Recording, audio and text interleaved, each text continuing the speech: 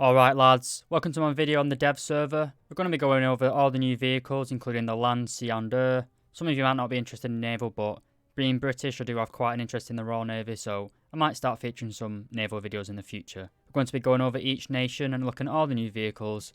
We're going to be going into depth on some of them, might go in a little bit more detail on stuff like the new T-72 Premium, but with some of the ships, I'm just going to gloss over them, tell you the brief details, because don't really need to go into depth on some of them, but okay, starting with America, I'm going to start by looking at the M1128 Stryker. This is an American Rank 7 battle rating 9.0 light tank. If you take a look in the tech tree, it is located after the M60A2, which for me, I haven't actually grinded this tree, so I'm going to have to get grinding pretty quickly. But for the tank itself, it's got an 8-round autoloader, I believe. 8-round first stage autoloader, sorry. And its reload is 6.7 seconds if we take a look at the cruise skill. So you're not really going to have an advantage with that autoloader. You can get a 6.7 reload with most NATO tanks if you have the ace crew, but one problem with this tank being it's a rear-mounted turret, so we'll go off this. You can see we only have -8 degrees of gun depression, which it's been a bit picky. The standard is 10, but when you are hull down, you will be very hard to kill, obviously, because you don't have any crew members in the turret. I imagine this thing is going to get breached like hell, though. Every time you get shot anywhere around here, it's going to knock out your gun and your breach. But taking a look at the modifications, we do have night vision and a laser warning receiver. If we go into ammunition, you have 2 APFSDS rounds that you can unlock. Now, if you go into the actual gun itself, there is a little bit of a glitch at the minute. It says C76A1 is both your unlockable and your stock shell. And imagine that your stock shell is going to be a heater fast round, but they've just not added it yet because the gaijin. But your C76A1 round, 1,505 meters per second muzzle velocity, sorry. It's still got a pretty good 400 millimeters of penetration. Probably one of the better rounds. Then your unlockable round, the M900, over 500 mils of pen and the same muzzle velocity, so can't really complain. I very highly much doubt this is going to stay at battle rating 9.0. Alright, moving on to our next vehicle, and it is the USS New Orleans. It's a rank 5 battle rating 5.7 heavy cruiser, but in real life it's a cruiser armoured. And we just take a look at the the naval trees. You can see that they've split the coastal and the blue water navy, so your PT boats and your frigates are going to be in the coastal, and then everything larger than a destroyer is going to be in the blue water fleet. It sits just here after the Northampton. Quickly going over the naval things, it's got 3 turrets, all armed with 8-inch guns, same as the other heavy cruisers in the American tech tree. Quite a lot of firepower. The thing that really distinguishes this ship from its competition is its absolutely ridiculous amount of anti-aircraft guns. You can see here we've got 6 turrets with 40mm Bofors cannons with 4 guns each, so 6 times 4, 24 guns obviously. So 24 proximity fused high explosive shells. Very, very powerful in this. So we're here in a test drive. We're going to turn our guns to the side or to starboard. And we're going to turn our targeting skill. You see in the bottom center, it's got above the A. We're going to turn it onto our anti-aircraft guns. And we're going to light up like the 4th of July here.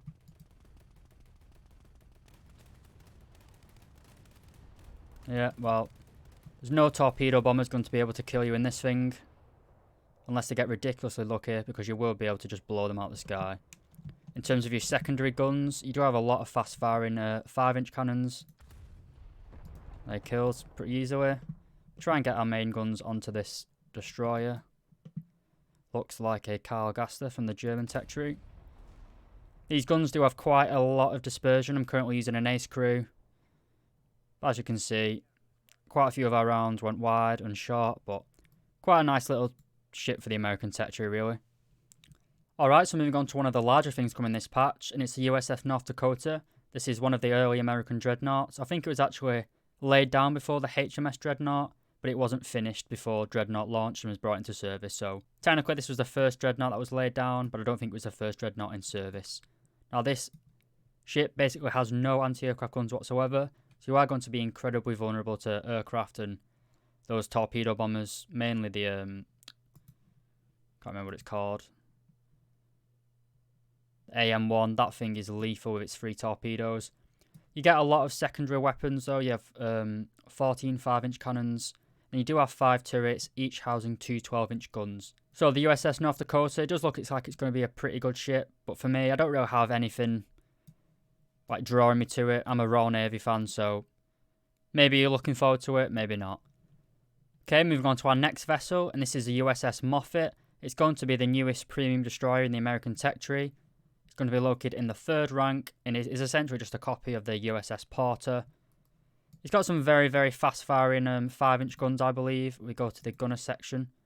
You have a top reload of 2.8 seconds, so you can basically high explosive spam everybody that you want. Do have two quad torpedo launchers, which have pretty decent range. 62 kilometers in the water. It's quite slow by torpedo standards, but you do have quite a long range of 9 kilometers. If we take a look at the modifications, we do have some pretty good ammunition available. You have your standard HC, you've got 2 semi-armor piercing rounds, and you've got your high explosive variable timed.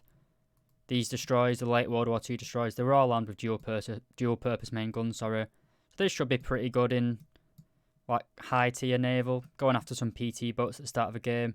Should be a nice little vessel. Being a Gaijin content creator, I got this on I got it on the dev server without thinking it, so I don't know how much he's going to cost.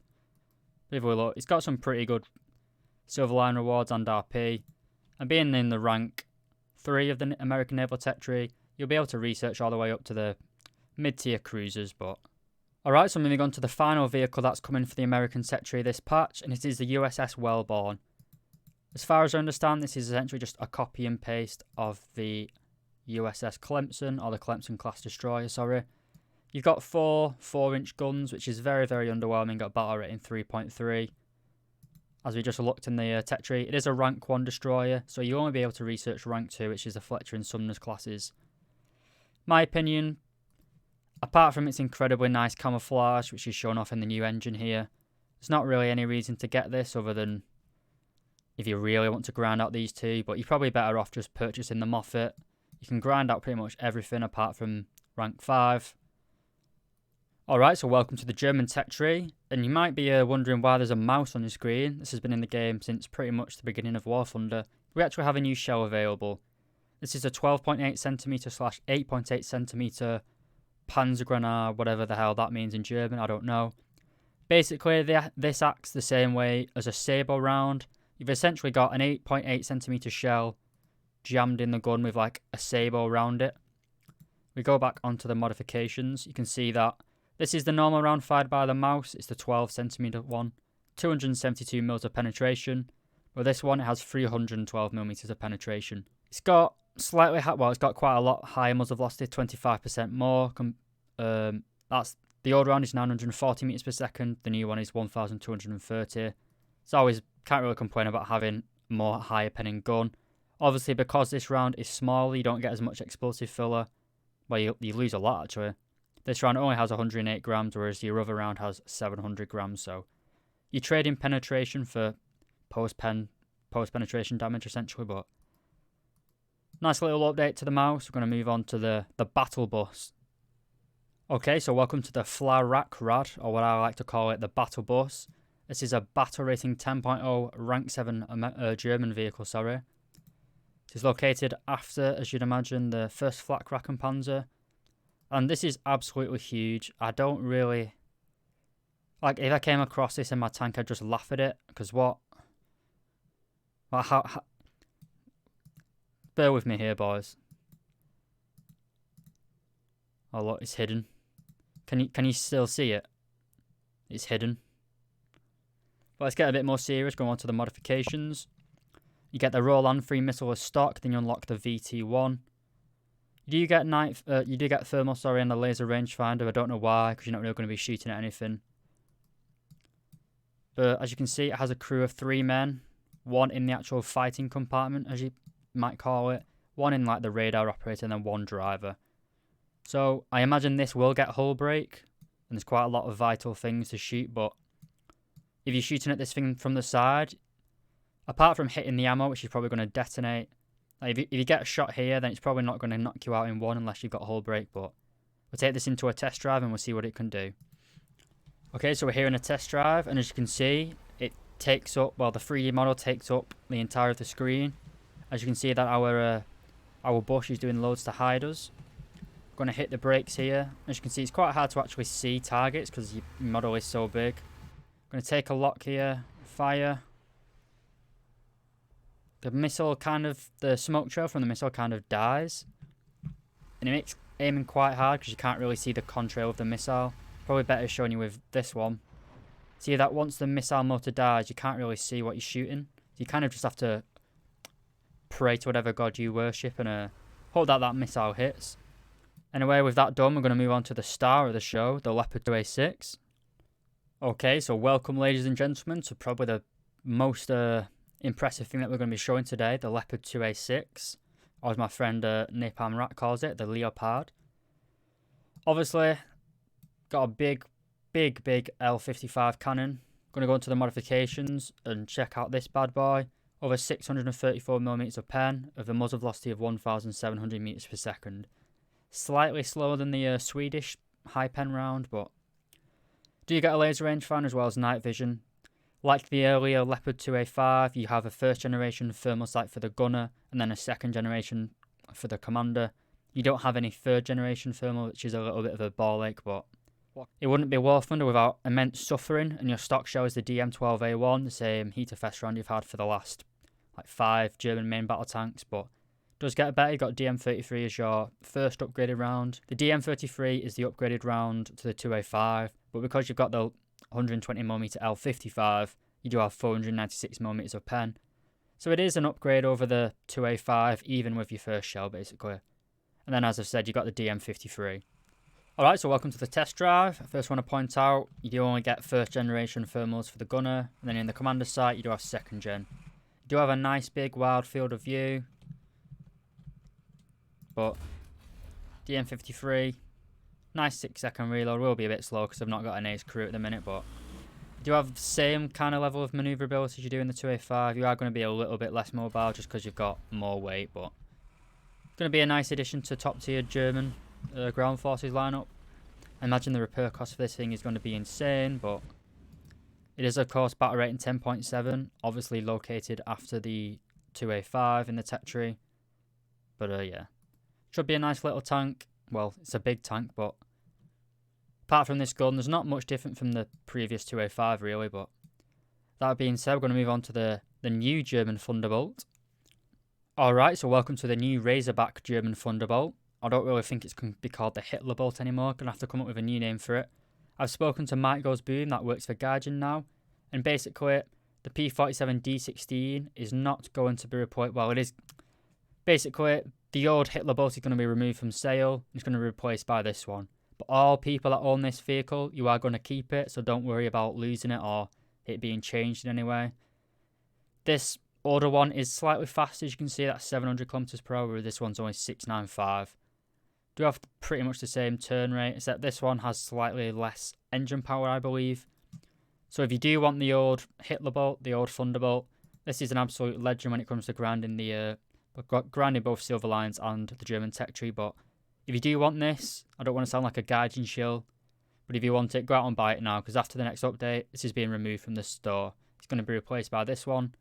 It is essentially just a Razorback version of the P47. It's an earlier model. This is basically true to real life.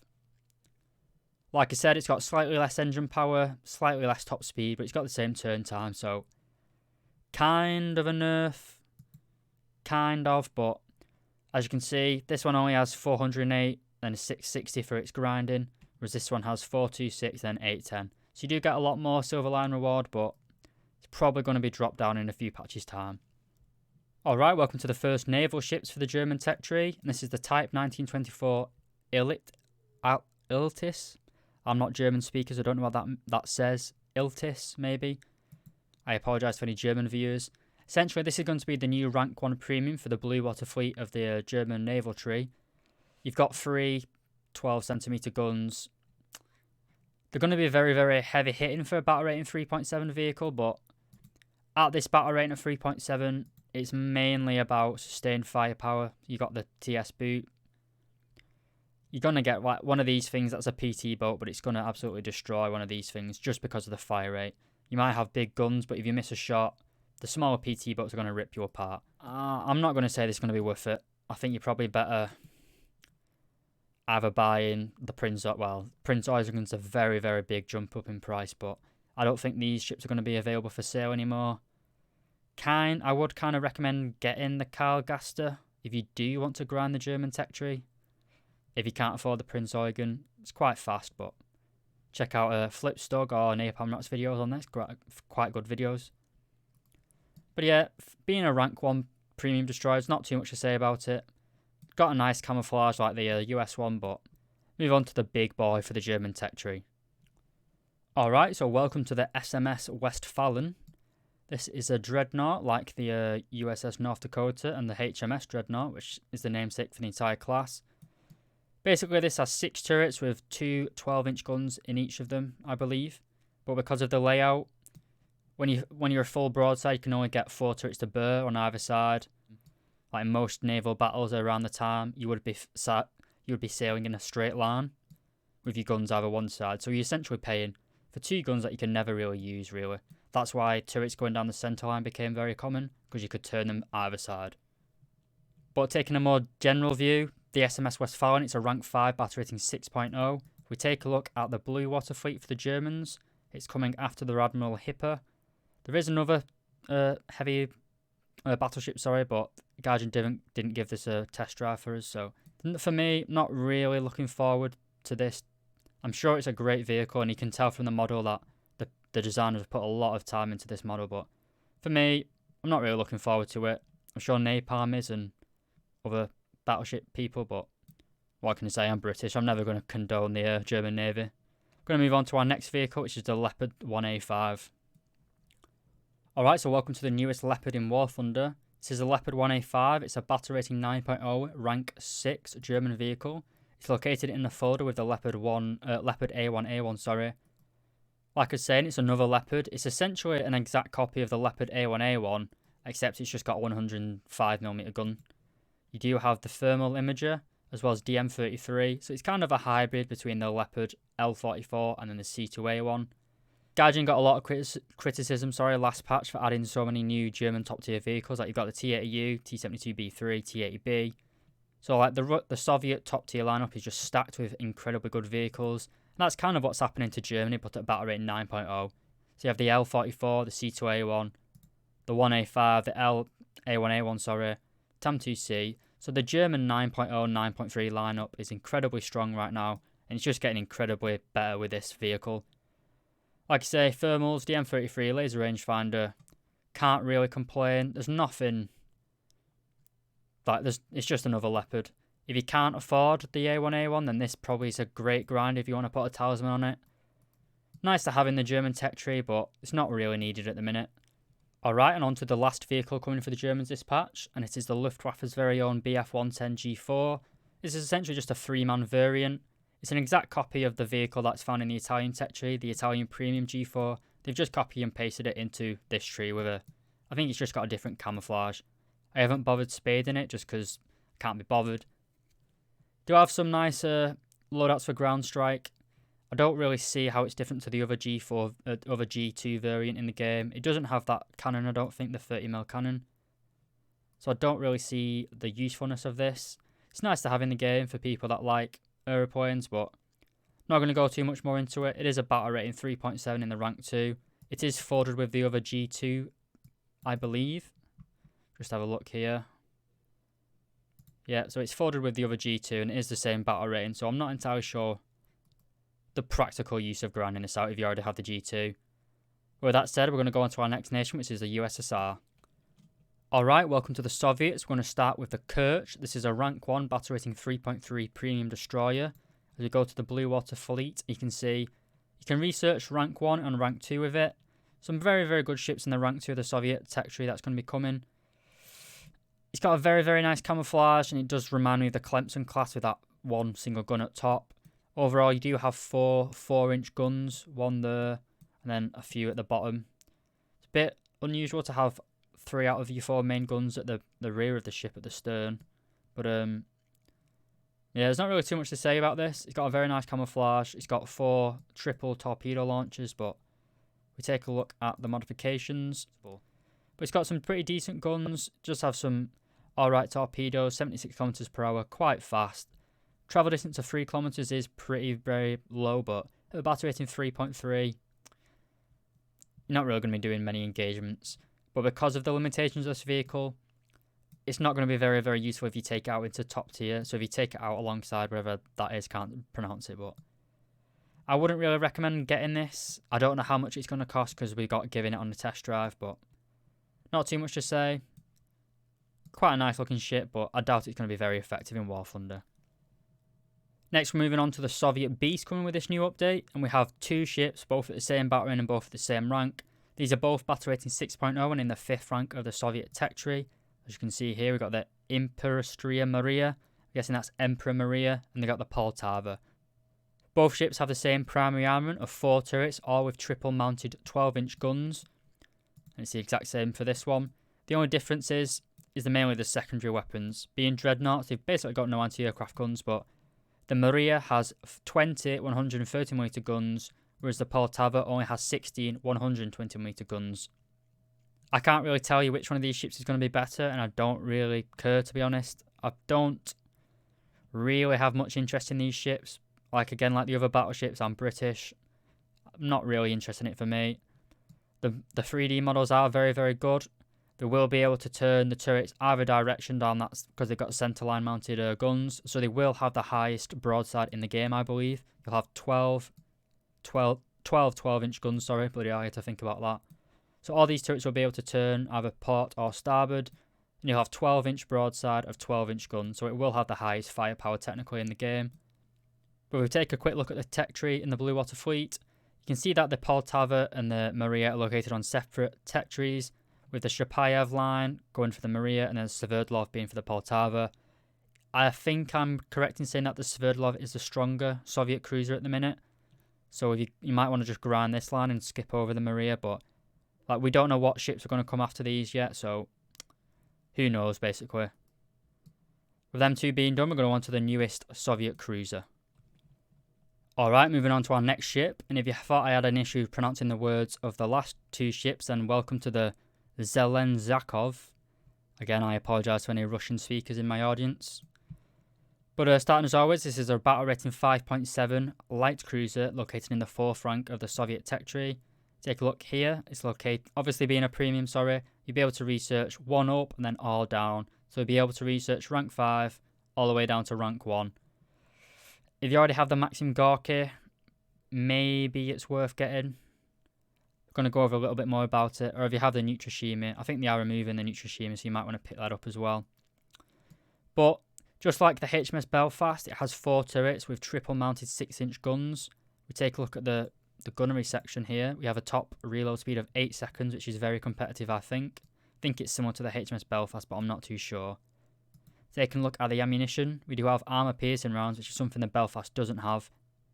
And these rounds can actually penetrate over 300mm of armour, which means they should still be able to punch through the armour of the Dreadnoughts that are coming.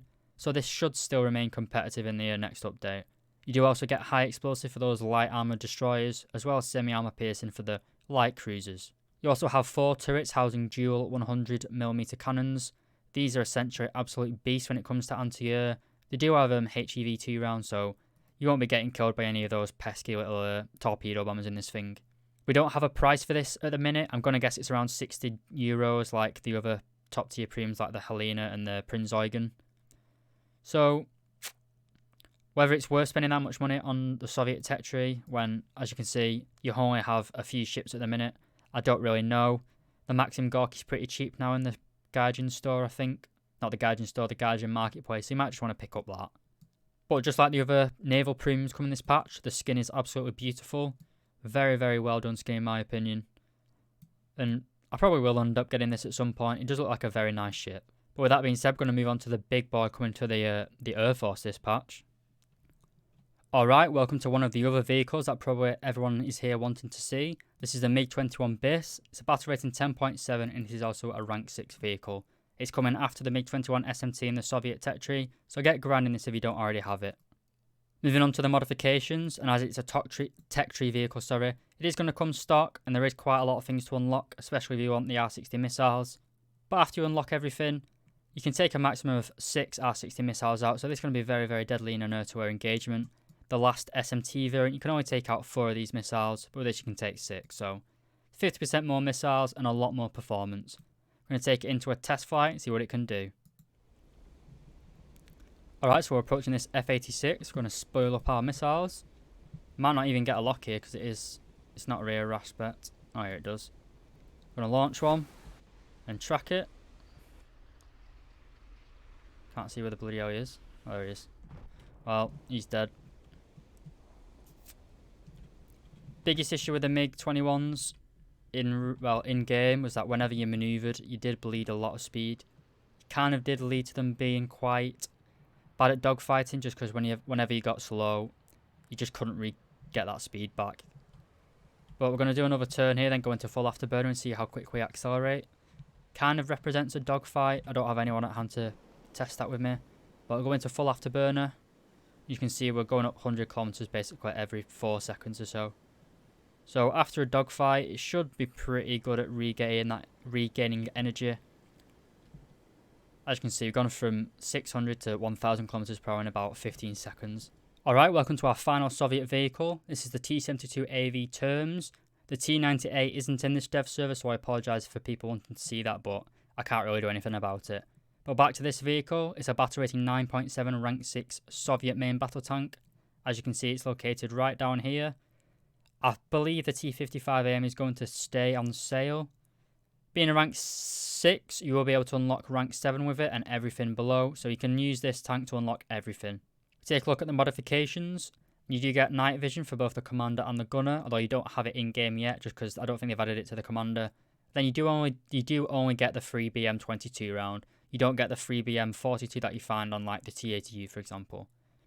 If we move over to the armor protection analysis thing, select our free BM22.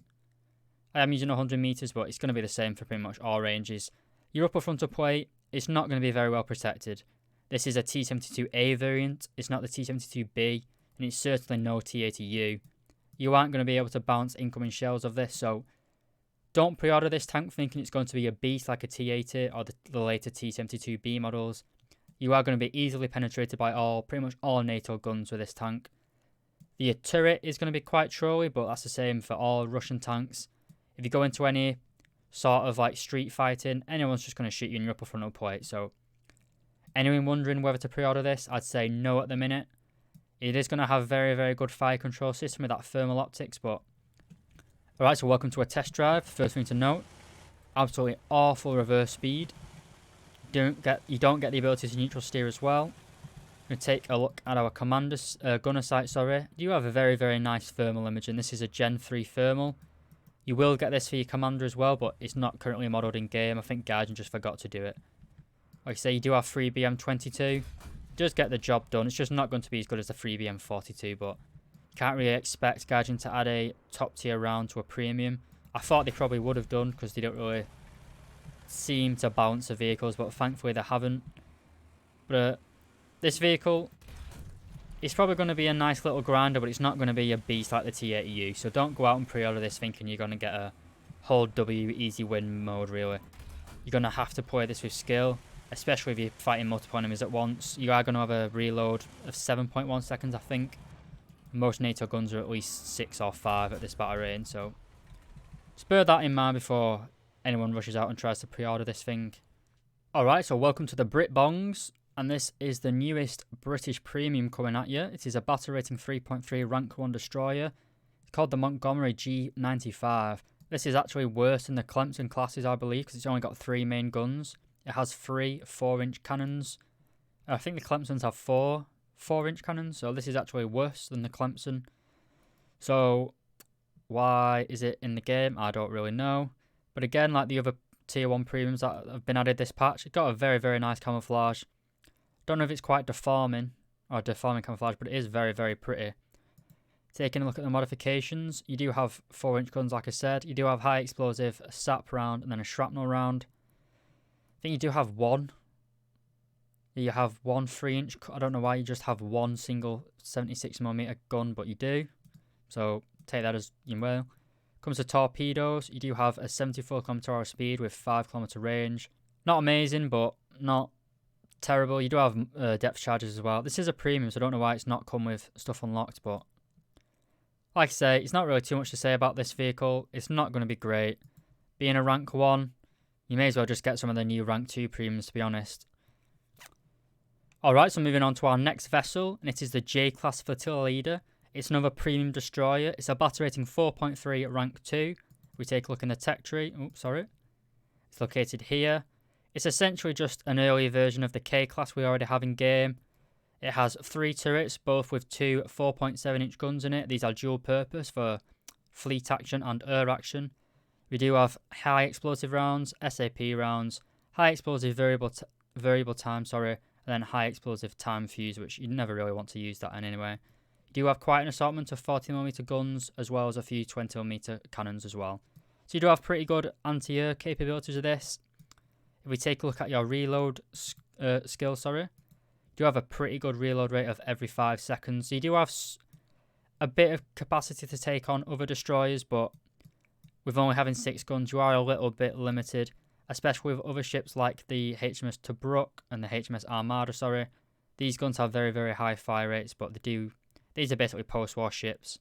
The same battle rating as this is like a mid-war destroyer. So you are a little bit dead on arrival in terms of firepower. I think these 2 ships are a lot better at the same battle rating, but probably will pick this ship up. This ship up. Is a very, very nice design. Being British, I am incredibly biased, but hey-ho. Alright, so next up we have the 2 British mad lads. We have the HMS Dreadnought and the HMS Colossus. Both of these are battle rating 6.0 rank 5 dreadnoughts located in the British Blue Water Fleet. As you can see, the HMS Dreadnought comes after the HMS Kent and the HMS Colossus comes after the HMS London. To the best of my understanding, the HMS London is the best heavy cruiser that Britain has at the minute, whereas the HMS Kent is like a lesser one. You can see that has 54, that has 69. So the London was built far after the Kent. Basically in game, this means this line is going to be the more modern, and this is going to be the more antiquated, shall we say. And it's kind of the same for the Dreadnought. Obviously was the first ship of its type, and then the Colossus was a follow-on. So which one you should grind first, I don't really know. I'm probably going to go for the Dreadnought just because it's so iconic. Both of these ships, they all have 5 turrets with 2 12-inch guns in them. The guns, however, do vary slightly. As you can see, the Dreadnought has 305mm guns, whereas the Colossus has 12-inch guns. So I think they are kind of the same. Another difference is the layout. The Colossus has the guns staggered. You have the first gun, and these 2 guns are staggered, whereas the Dreadnought, they're both located next to each other. Same problem that I mentioned earlier, though. You do have 10 guns in total, but you can only get an 8-gun broadside, no matter what port or starboard, basically. So you're basically losing 1 turret in an engagement. A little bit of a ball ache, but what can you do? Moving on to the ammunition. The Dreadnought does have slightly worse guns. It only has 476mm of penetration. Whereas if we go to the Colossus, you get a little bit more at 508. But not really too much difference between them. I imagine there's some armor difference, but I'm not going to sit here and pick about it.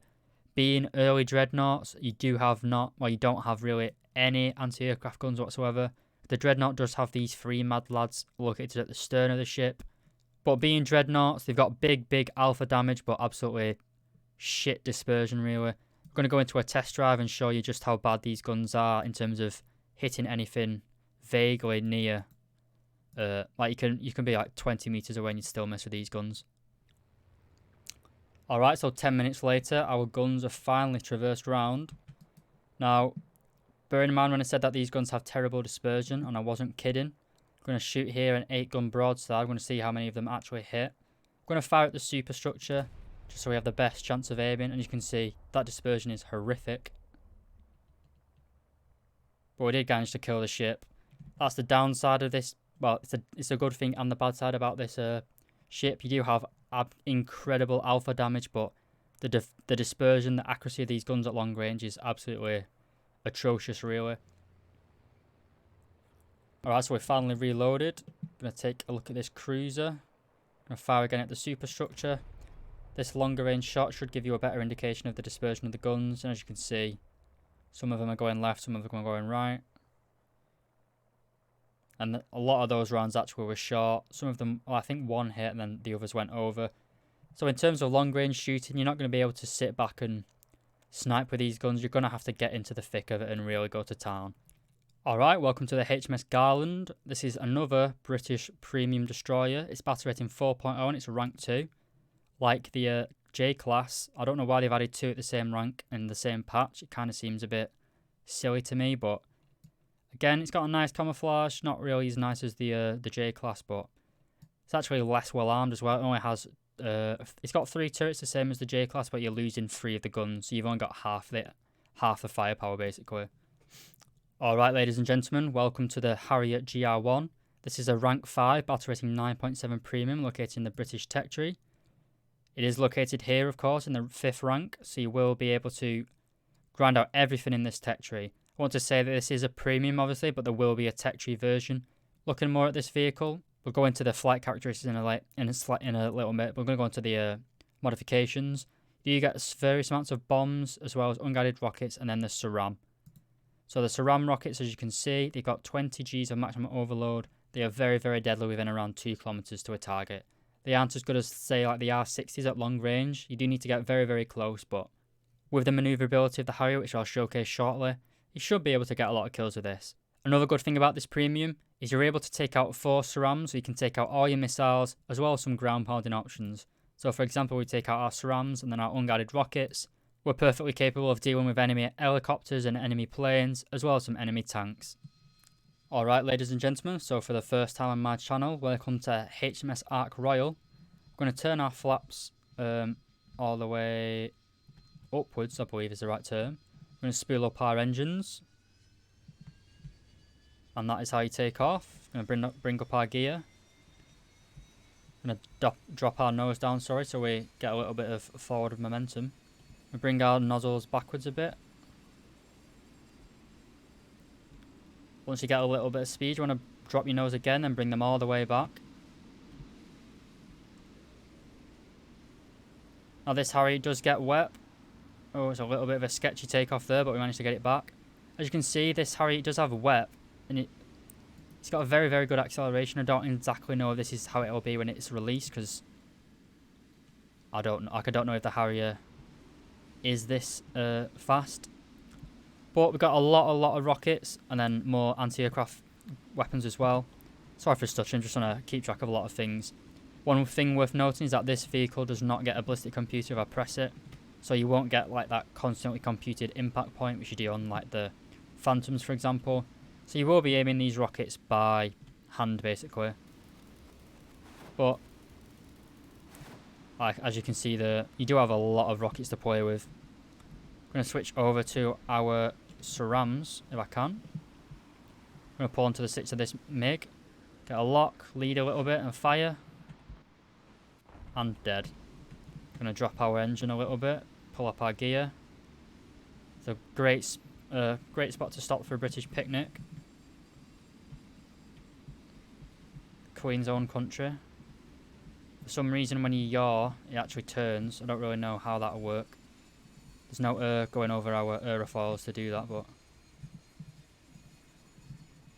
And we're home in time for some cornflakes. Alright, so finally for the British, we have the VFM5. This is the new light tank. It's a battle rating 9.3, rank 6 vehicle. As you can see, if we go to the Army Tech tree, it's coming after the Roycat. If we go into the modifications, you can see at the minute, it doesn't have any nighttime fighting. It doesn't have night vision or thermal. I think this is probably a mistake. Usually vehicles will have a night vision sight at least, so I think they've just forgot to add it. But as you can see here, we do have the DM33 shell. This has 408mm of penetration.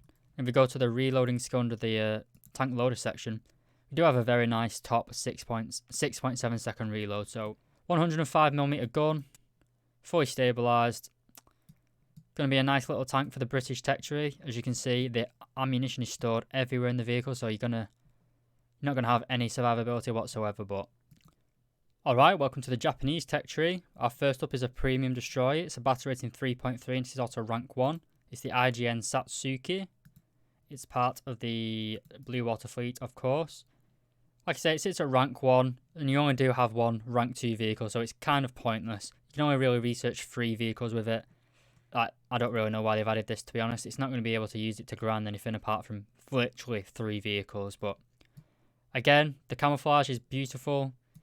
Main guns is a little bit underwhelming. You've got 4 120mm guns, 1, 2, 3, and then 1 at 4 at the front. You do have a lot of torpedo launchers, but as you can see, it's only the Type 90 torpedo. It's not those great Type 93 long lances, so a little bit underwhelming. Again, big plus for the camouflage from me, but probably not really worth your money. Alright, welcome to our next vessel. This is a rank 5, battle rating 5.7 battlecruiser, the first battlecruiser to be added, I believe. This is of course the IJN Ikoma. Compared to some of the other battleships that have been introduced in this patch, this only has 2 turrets housing 4 12-inch guns altogether. So you basically have half of the firepower of the other battleships coming. You do, however, have a shit ton of secondary guns. As you can see, got 12 6-inch guns and 12 4.7-inch guns. So, alright lads, welcome to the IJN Settsu. This is a battle rating 6.0 rank 5 Dreadnought. Like I said, it is located after the Ikoma, and it's obviously in the Blue Water Fleet. This is the end of the line ship for the Japanese Tetri at the minute. Like the other Dreadnoughts, it has like some of the other Dreadnoughts, it has 6 turrets housing 12-inch guns to give you 12 guns in total. But like the German battleship, you're only going to be able to get 8 of these guns to fire at broadside at once. So hopefully this ship is quite good. It does look very pretty, especially with this new hangar setting. But for me, not majorly hyped about it. But we're going to move on to our next plane. Alright, welcome to the F1. This is Japan's newest fighter. It's a battle rating 10.3 rank 6 vehicle. As you can see, it is located after the T2. I believe that the T2 is the trainer and the F1 is the fighter variant, and that is shown in game as we have a lot more weaponry available to us. I'll cover that shortly, but first of all, have a look at the modifications. This vehicle is obviously going to come stock, so you will have to unlock all this. But we have a lot of options available. We have the Zuni unguided rockets, Mighty Mouse rockets, AM9Es, and importantly, AM9Ps. We'll cover them shortly, but you also have bombs as well. Moving on to the weapons, and we have an absolute load to choose from. First, we'll cover the AM9Ps. These have got 20 Gs of maximum overload and a pretty good rear aspect lock range of 5.5 kilometers. You can also carry the 4 missiles with a variation of other ordnance. So, personally, I'd either go for the 2 AM9Ps with the unguided rockets or the 4 AM9Ps with the 750-pound bombs. Alright, moving on to our final Japanese vehicle, and this is the Type 74F. It's a battle rating 8.7 tank located in the 6th rank of the Japanese tech tree. It's basically similar to the Japanese premium, the Type 74G, apart from the Type 74G has thermal imaging as well as a laser warning receiver, whereas the Type 74F doesn't get either of these, just has a normal night vision and no laser warning receiver at all. I can't really find anything that differs between the regular Type 74 and the Type 74F. It does give you a pretty good lineup. Before, the Type 74G was kind of by itself at 9.0. It still is, but now you've got 2 8.7s to back you up, as well as the Type 89. Alright, welcome to the Chinese tech tree, and our first vehicle is a PTZ-89. It's kind of like an Object 120, but it's been modified slightly. To start off, we have a fully stabilised 120mm gun, which has an auto-loading system. If we go to the cruise skills, you can see that this autoloader has a flat reload rate of 5 seconds. This means that even if your human loader dies, you'll still have a round loaded every 5 seconds. The tank also has a first stage ammunition rack of 18 rounds, so you can get 18 shots being reloaded every 5 seconds. That's incredibly powerful. If we go to the modifications, and in here you can see that we have 2 rounds available, which are both stock. You have the DY1 APFSDS round, which has 443mm of penetration, and it also has a very good muzzle velocity of 1,740 meters per second. You also have a Soviet-style meme shell, which has 37mm of penetration and contains 3.8 kilograms of TNT. Alright, so welcome to the Q5A/B. This is a plane that I have never seen anybody use, not even the variant, the one that's already in the live server. I've never seen anyone ever use these jets, and I don't really think anyone's going to be using this one either. It's a battle rating 10.0 and it's a rank 6, so it's kind of going to get destroyed in top tier jet RB. As you can see, we don't have any sort of air-to-air missile whatsoever.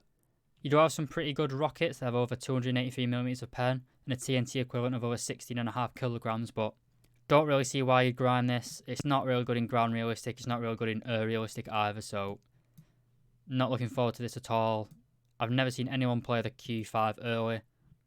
So, again, why is this being added now? It should have been added a few years ago, but Alright, so welcome to the Italian tech tree, and here we have probably the smallest premium tank in the game. This is the Celera Sahariano. Again, I apologise to anyone who's offended by bad pronunciation, but anyway, it's a battle rating 2.3 tank, and it's in the second rank of the Italian tech tree. So if you already have most of the Italian tech tree unlocked like I do, don't really see why you'd unlock it. Again, I don't know the price of this, but the M4 Hybrid's probably a better choice than it is. It's got a 47mm cannon, I believe. It's got a pretty nice round for the battle rating, 69mm penetration. It's good for its battle rating of 2.3, but if you get up tiered, then you're going to struggle. One bad side about this tank, it has quite a long reload of 5 seconds when it's aced. Not really too much to say about this premium. Probably might be good for some banter. Kind of looks like a British cruiser tank, but squashed down. Maybe Mussolini sat on it and crushed it, but... Alright, so just like the Germans, the Italians also get the Leopard 1A5. The Italians actually used these tanks well into the 1990s, so they do belong in the Italian tech tree. They were the backbone of the Italian army for a long, long time. Taking a look at the modifications, and like the Germans, you get a stock DM12, as well as a top upgraded DM33 round. You do also get thermal imaging, but unlike the Germans, you get a laser warning receiver. Not really too much to say about this. It's going to go pretty well with the German 9.0 lineup. It was a little bit lacking. You have the Centauri Ramor, the OF40. The Leopard 1A5 probably should have been the premium for the Italians, really. It would have made a better premium in my opinion, but especially with that nice thermal imager. But alright, we're quickly going to cover this. This is the FC20 base. It's a battle rating 2.3 rank 2 twin engine attacker. As we can see, if we go into the modifications, it has a 37mm cannon in its nose. At the minute, you don't have any options for any other ammunition, so that's just high explosive. So maybe it's not going to be that good against armoured targets, but you can carry some additional payloads. You can carry some bombs. Not exactly that useful. What can I say, really? Might be good for memeing about with that cannon in its nose, but I'm not really looking forward to this, and I doubt you are either. And finally, for the Italians, we have a new rank 1 battle rating 3.3 destroyer. Like the other premium destroyers that I've talked about, it has a very, very nice camouflage. At the minute, at the time of recording, the Italian Navy is a little bit, I don't want to say shit, but that's what it is. There's nothing really going for this whatsoever. In terms of the vehicle itself, it's got two pretty powerful cannons. It's got two 120mm guns. But, well, it's got four 120mm guns. Quite powerful if it's a one-on-one gunnery battle against another destroyer, but against PT boats, which you're probably going to go up against, you're probably going to get outgunned, really, so... Alright, so welcome to the French tech tree, and like every other nation in War Thunder now, it seems, they also get a P-47. This, of course, is a rank 3 battle rating 4.3 fighter, obviously in the French tech tree. Unlike the German P-47, it does get access to ground ordnance, although it doesn't get access to rockets. You don't have access to bombs, but that's the best thing about the P-47. You have pretty good reward modifiers with 426% and 810% for your Silver Lion, so you will be printing money with this. Whether I'd recommend it to new players, I'm not really too sure. It's got very, very good Silver Lion reward modifiers, as I said, but actually getting kills with this thing might be a bit challenging. I'd probably say that this plane is probably best played in ground realistic alongside the M4A1. If you have this tank, it's a terrific premium. Should be a great cast plane, as I said. It's got those bomb loadouts, but in terms of a grinder for a new player, maybe not the best choice, just because the boom and zoom playstyle is pretty hard, especially at 4.3 when you've got so many incredibly good climbing planes, which will be above of you. Alright, so welcome to all of the French people's wet dream. This is the Leclerc S2. Essentially, the only difference between this and the S1 is this add-on panel at the side.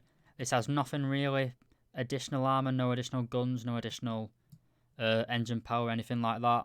It's essentially just a clone of the S1 with some external differences. Again, I'm not really complaining. You now have two top tier tanks in your lineup, so the French can stop complaining a little bit. I'm just joking there. Of course, the French did need another top tier tank. They only had the one Leclerc. Now with the Leclerc S2, the AMX40, AMX32, you got four pretty good top tier tanks. If you do have the premium AMX30 as well, then you've got a nice 5 tank lineup there. If we take a look at the modifications, then you do get that great OFL 120 F1 shell, got 575mm of pen, and a very, very high muzzle velocity of 1,790 meters per second. You do get thermals, of course, for both the gunner and the commander, but your stock shell, unfortunately, is the heater fast round, so it is going to be just as painful grinding this tank as all the other French main battle tanks. That pretty much covers it for this tank. And finally, for the French, you have this monstrosity. It's the Lorraine 37L. don't really know what this is. I think it's just a captured chassis with a gun placed on top. It's a 47mm gun tank basically. Battle rating 1.3, rank 1, so I don't know why this is being added more than just for memes really. Can't even find it in the tech tree. There it is. So it's going to be in the tank destroyer line. Go into the modification, sorry. You only get 1 round and it's just an armor piece and cap shell. Quite a high penetration, 94mm, battle rating 1.3, but I don't know why this is being added really. It looks stupid. Okay, so we're coming towards the end of the video, because Sweden only has 2 vehicles, so going to get through these pretty quickly. First up, we have the Stridsvagn 122B PLSS. As far as I'm aware, the PLS just stands for this. It's something sight. Basically replaces your commander's cupola with a new add-on sight. It doesn't really do much at the minute. I think this tank is essentially just been added to give you a second main battle tank at top tier, really. It doesn't really seem to change at all. For example, it's not an L55 cannon, it's the same L44 gun, but can't really complain. If we take a look at the modifications, you still do get that great DM33 shell with 481mm of penetration, sorry. Still get thermals, and you get a laser rangefinder. The gunner's thermals are still Generation 1, whereas the commanders are still Generation 2, just like the Leopard 2A5, and the 2A6 for that matter, so nothing really is changing between this and the 122. Basically exactly the same, except the PLSS has that stupid sight on it. If we take a look here at the picture, you can see that it is extended, where the commander's cupola usually is. It's actually higher up on the tank than it is here.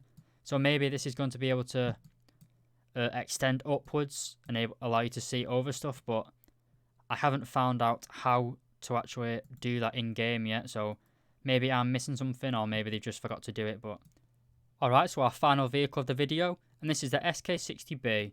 Want to point out this is a battle rating 7.3 rank 5 attacker located in the Swedish tech tree, and it comes right after the T18B2. This is pretty good really, because you can just unlock the T18s and then go straight into a jet attacker, which is pretty good.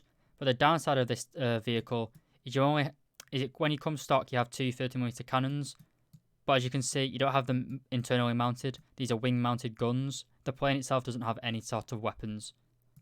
So say you want to take out, go into a ground realistic battle and take out tanks. When you take the rockets, you'll lose the guns basically. So if you get attacked while you're doing a strafing by an enemy jet, you won't be able to defend yourself really. So it's a nice little vehicle, but we'll see what it does like. Maybe I'll be proven wrong and it'll be groundbreaking, but that covers all our nations.